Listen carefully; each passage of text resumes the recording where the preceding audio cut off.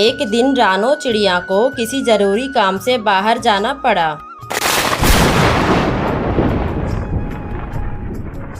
उस रात का मौसम बहुत खराब था। जोरों की आंधी और तूफान आ रही थी। इस बात का फायदा उठाकर टूनी चिड़िया चिंटू चिड़े के पास जाती है और वहीं दूसरी तरफ रानो चिड़िया चिंटू चिड़े को फोन करने की कोशिश करती है, लेकिन चिंटू चिड़ा तो अपनी हसीन साली के साथ वक्त बिताने में बिजी रहता है। उसे रानो चिड़िया की कोई चिंता ही नहीं थी, मगर रानो चिड़िया किसी न किसी तरह से घर पहुंच ही जाती है और घर आने के बाद जब टूनी उसे कहीं नजर नहीं आती है, चिंटू जी के पास जाती हूँ, शायद उन्हें ही कुछ बताकर गई हो। ऐसा सोचते हुए जब रानो चिड़िया चिंटू चिड़े के रूम में जाती है और वहाँ का नज़ारा देखती है तो दंग रह जाती है। अपने पति को टूनी के साथ देखकर रानो चिड़िया के तो होश ही उड़ जाते हैं और वो जोरों से चिल्लाती है, क्या हो रहा है ये सब? रानो, तुम गलत समझ रही हो, ऐसा कुछ भी नहीं है। लेकिन तुम तो कल आने वाली थी ना? क्यों, दिक्कत हो गई क्या मेरे आने से? अरे दीदी, ये आप कैसी बातें कर रही हो? आपका घर है, आप कभी भी आ सकते हैं। बस अब बहुत हो गई दोनों की बहानेबाजी। जो मैंने पूछा उस बात का जवाब दो। अरे रानो, तुम गलत समझ रही हो। तुम जैसा सोच रही हो वैसा बिल्कुल नहीं है। फिर कैसा है, समझाओ मुझे। मेरी आंखें जो ये सब देख रही है, क्या ये झूठ है? अरे तुम तो राय का पहाड़ बना रही हो। टूनी को बिजली कड़कने की आवाज से डर लग रहा था, इसीलिए ये यहाँ पर चली आई, बस और कोई बात नहीं है। हाँ दीदी, जीजू बिल्कुल ठीक कह रहे हैं और आप थोड़ा भरोसा रखिए जीजू पर। मुझको इन पर तो भरोसा है, पर तुम पर नहीं। ठीक है, आप मुझ पर भरोसा मत कीजिए, मैं ही यहाँ से चली जाती हूँ। अच्छा, कहाँ जाएगी? माता पिता तो है नहीं, तेरी जिम्मेदारी तो मुझ पर है ना, तो तू तो यहीं पर रहेगी ना, और कहाँ जाएगी? ये सब होने के बाद रानो चिड़िया के दिमाग में शक का कीड़ा दौड़ने लगता है। वो अपने बहन और पति के हर छोटे बड़े हरकतों पर नजर रखती है। इस तरह से समय गुजर जाता है और एक दिन रानो चिड़िया सोचती है, मुझे कुछ तो करना होगा, वरना ये दोनों खिचड़ी पकाते रहेंगे और मेरा बसा बसाया घर उजड़ जाएगा। उसी दिन रानो चिड़िया टूनी चिड़िया को किसी जरूरी काम से बाहर भेजती है और चिंटू चिड़े को इस बात की खबर नहीं होती। चिंटू चिड़ा टूनी को ढूंढता है, ना मिलने पर उसे आवाज मारता है, टूनी, ओ टूनी, कहाँ हो टूनी? चिंटू की आवाज सुनकर रानो चिड़िया आकर कहती है, क्या हुआ बताइए मुझे। टूनी को तो कुछ जरूरी काम था, वो तो सुबह ही चली गई थी। मुझे कुछ काम नहीं था, बस वो कहीं दिखाई नहीं दे रही थी, इसीलिए मैंने उसे आवाज दिया। क्या आपको कुछ ऐसा काम था जो मेरी बहन ही कर सकती थी, मैं नहीं? अरे यार, तुम फिर सुबह सुबह शुरू हो गई। इतना बोलकर चिंटू चिड़ा टूनी चिड़िया को जंगल में ढूंढने लग जाता है। जगह जगह ढूंढने पर भी टूनी चिड़िया उसे नहीं मिलती है। दूसरी तरफ रानो चिड़िया चिंटू चिड़े का पीछा करती है। आज जरा मैं इन दोनों को रंगे हाथ पकड़ लूं, फिर दोनों को अच्छे से मजा चखाऊंगी। टूनी तो कहीं नजर नहीं आ रही है, लगता है वो मुझे हमारे अड्डे पर मिलेगी। चिंटू चिड़ा अपने अड्डे पर जाता है टूनी को खोजने और टूनी उसे वहाँ मिल जाती है। अरे जीजू, आप यहाँ कैसे? टूनी, तुम बिना बताए घर से ऐसे कैसे आ सकती हो? ये सब रानो चिड़िया दूर से देख रही होती है। रानो चिड़िया जैसे ही उन दोनों के पास जाने वाली होती है, तभी वहाँ पर लूसी कबूतर आकर टूनी के गले लग जाता है। टूनी लूसी कबूतर से कहती है, वैसे तुम बहुत जल्दी आ गए। यार, मैं काम में फंसा हुआ था, इसीलिए आने में देर हो गई। तभी रानो चिड़िया आकर कहती है, ये सब क्या हो रहा है और ये कबूतर कौन है? टूनी के गले क्यों लग रहा था? दीदी, ये लूसी है, हम दोनों एक दूसरे से प्यार करते हैं। मैं लूसी से आज जीजू को मिलवाने वाली थी, जीजू ने ही मेरी मदद करी और आपको गलतफहमी थी कि जीजू और मेरा चक्कर चल रहा है, जबकि ऐसा कुछ था भी नहीं। मैं आपसे डरती थी, इसीलिए हमने आपको इस रिलेशनशिप के बारे में नहीं बताया।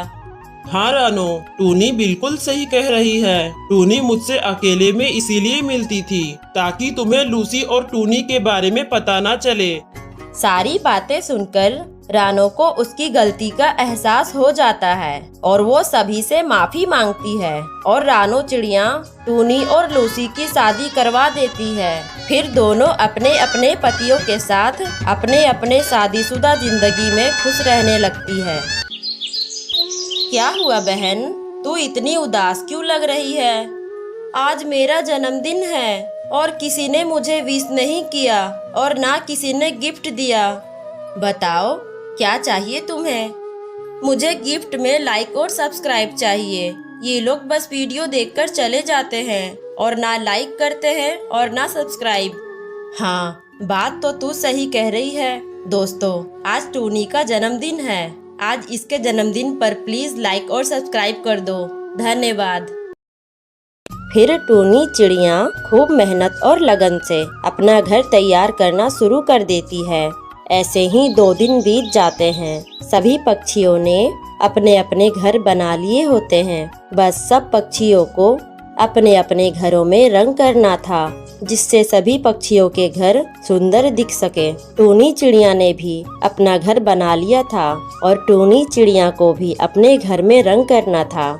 आज मुझे अपने घर में रंग करना है। आज मैं अपने घर को रंग करके काफी ज्यादा सुंदर बना दूंगी। दूसरी तरफ कालू कौवा सभी पक्षियों के घर बनते देख कालू कौवा को जलन होने लगती है। तभी कालू कौवा एक योजना बनाता है। आज सभी पक्षी अपने अपने घरों में रंग करने वाले हैं और कल चील महाराज जंगल के सभी पक्षियों के घर देखने आने वाले हैं। मैं बादल भैया के पास जाऊंगा और उनसे कहूंगा कि वे जंगल में आकर बारिश कर दें ताकि सभी पक्षियों के घरों के रंग खराब हो जाएं। कल सुबह होते ही मैं अपने घर में रंग कर दूंगा और कल जब चील महाराज सभी पक्षियों के घर देखने आएंगे तो सबसे ज्यादा सुंदर घर मेरा ही दिखेगा, क्योंकि बारिश की वजह से पहले ही सभी पक्षियों के घर खराब हो चुके होंगे और कल का इनाम मुझे ही मिलेगा। इतना कहकर कालू कौवा बादलों के पास चला जाता है और इधर सारे पक्षी अपने अपने घरों में सुंदर सा रंग कर लेते हैं। मैंने अपने घर में तो अच्छे से रंग कर लिया है। अब यह घर पूरी तरह से तैयार हो गया है। बस अब चील महाराज कल मेरे घर को देखने आएंगे और मुझे ही विजेता बना देंगे। बादल भैया, आज आप चलकर हमारे जंगल में बारिश कर दें। हमारे जंगल में काफी दिनों से बारिश नहीं हुई है, जिसकी वजह से हमारे जंगल में काफी ज्यादा समस्या हो गई है। इसीलिए आप अभी चलकर हमारे जंगल में बारिश कर दें। अच्छा ठीक है कालू, मैं अभी थोड़ी देर में आता हूँ तुम्हारे जंगल। ये सुनकर कालू कौवा खुश होकर वहाँ से चला जाता है। कालू कौवे के जाते ही वहाँ पर बादल का दोस्त आ जाता है। चलो भाई चलो, हमें एक जंगल में बारिश करना है। उस जंगल में आग लग गई है, चलो जल्दी से। अरे भाई, मुझे तो आज चील महाराज के जंगल जाना है बारिश करने। मैं तो आज नहीं जा पाऊंगा। अरे भाई, वहाँ तुम कल चले जाना, अभी मेरे साथ चलो। अभी आग बुझाना ज्यादा जरूरी है, वरना आग पूरे जंगल में फैल जाएगी। फिर दोनों बादल दूसरे जंगल चले जाते हैं बारिश करने। सभी पक्षियों ने अपने अपने घरों में रंग कर लिया है। अभी बादल भैया आएंगे और जंगल में बारिश कर देंगे और सब पक्षियों के घर खराब हो जाएंगे। कालू कौवा को बादल का इंतजार करते करते रात हो जाती है, लेकिन बादल तो बारिश करने के लिए आता ही नहीं है। फिर कालू कौवा सो जाता है। कल बादल तो बारिश करने आया ही नहीं। मेरा तो सारा प्लान चौपट हो गया। चलो, मैं अब अपने घर को रंग कर देता हूँ।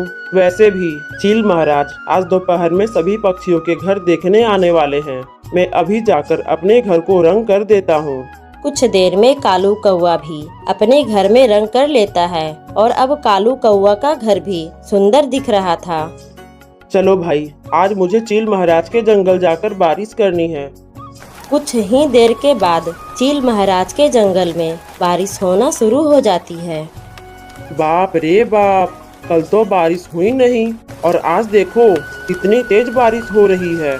मैंने अपने घर को अभी रंग किया है, मेरा घर तो खराब हो जाएगा। कुछ देर बाद बारिश रुक जाती है और कालू कौआ का घर खराब हो जाता है। चील महाराज तोते के घर के बाहर आते हैं और तोते का घर देखते हैं।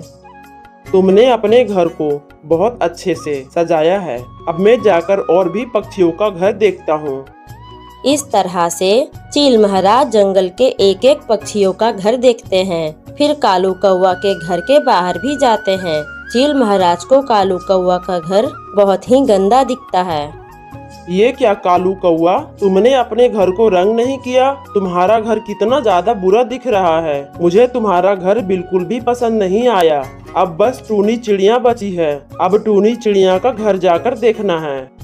फिर चील महाराज टूनी चिड़िया के घर के बाहर आते हैं और जब टूनी चिड़िया का घर देखते हैं तो चील महाराज की आंख फटी की फटी रह जाती है, क्योंकि जंगल में सबसे ज्यादा सुंदर घर टूनी चिड़िया ने बनाया था। वाह टूनी वाह, तुमने अपना घर कितना सुंदर बनाया है। मुझे पूरे जंगल में सबसे ज्यादा सुंदर घर तुम्हारा ही लगा। इसीलिए इस साल की विजेता तुम हो टूनी चिड़िया। चील महाराज टूनी को गन्ने का खेत दे देते हैं और टूनी चिड़िया काफी ज्यादा खुश हो जाती है।